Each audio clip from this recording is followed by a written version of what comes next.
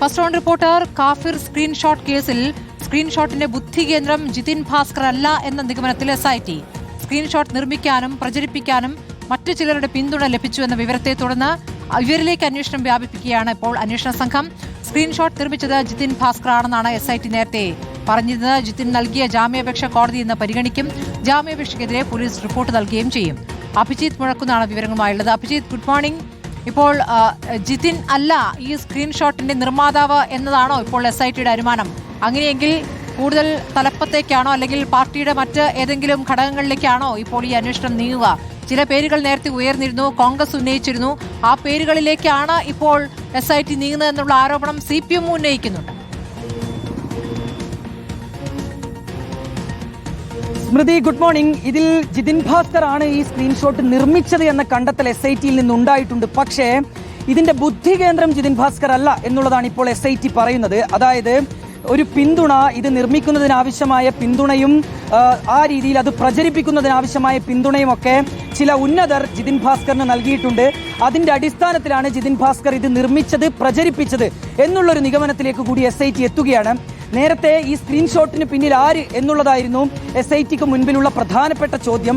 അതിലേക്ക് SIT എത്തിയത് Jithin ഭാസ്കറിന്റെ, DYFI നേതാവായ ജിതിൻ ഭാസ്കറിന്റെ ഫോൺ ഫോറൻസിക് പരിശോധനയ്ക്ക് അയച്ചതിലൂടെയും ഇയാളെ ചോദ്യം ചെയ്തതിലൂടെയുമാണ്.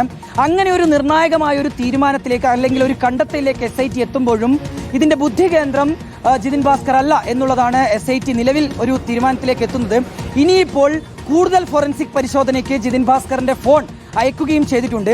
1-2 ഗ്രൂപ്പുകളിലേക്കല്ല സ്മൃതി, ഏതാണ്ട് 200ഓളം ഗ്രൂപ്പുകളിലേക്കാണ് ജിതിൻ ഭാസ്കർ ഈ കാഫിർ സ്ക്രീൻഷോട്ട് ബ്രോഡ്കാസ്റ്റ് മെസ്സേജായി പ്രചരിപ്പിച്ചത്. കൂടാതെ നിരവധി ഫേസ്ബുക്ക് ഗ്രൂപ്പുകളിലും ഈ രീതിയിൽ ഈ കാഫിർ സ്ക്രീൻഷോട്ട് പ്രചരിപ്പിക്കുകയും ചെയ്തിട്ടുണ്ട്. അപ്പോൾ അങ്ങനെയെങ്കിൽ ആരാണ് ഇതിന്റെ ആ ഉള്ളടക്കം ജിതിൻ ഭാസ്കറിന് നൽകിയത്? ഇത് പ്രചരിപ്പിച്ചോളൂ, ഇത് തയ്യാറാക്കിക്കോളൂ എന്നുള്ള പിന്തുണ ആരാണ് ജിതിൻ ഭാസ്കറിന് നൽകിയത് എന്നതിലേക്ക് കൂടിയാണ് ഇനിയിപ്പോൾ അന്വേഷണം പോകുന്നത്. അതായത് ജിതിൻ ഭാസ്കറിൽ ഈ അന്വേഷണം ഒതുങ്ങില്ല എന്നുള്ളത് തന്നെയാണ് പ്രധാനപ്പെട്ട കാര്യം. ഇന്നിപ്പോൾ കോടതിയിൽ ജിതിൻ ഭാസ്കറിന്റെ ജാമ്യാപേക്ഷയുണ്ട്.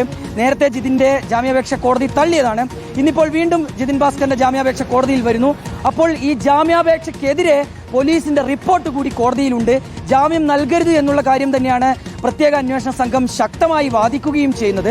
ഏതായാലും ഇനിയിപ്പോൾ കൂടുതൽ പേരിലേക്ക് അന്വേഷണം പോകുന്നു എന്ന് പറയുമ്പോൾ നേരത്തെ കോൺഗ്രസ് ഉന്നയിച്ചതുപോലെ അത് കൂടുതൽ CPM ബന്ധങ്ങളിലേക്കൊക്കെ എത്തുമോ എന്നുള്ളത് തന്നെയാണ് നമ്മൾ കാത്തിരുന്ന് കാണേണ്ടത്.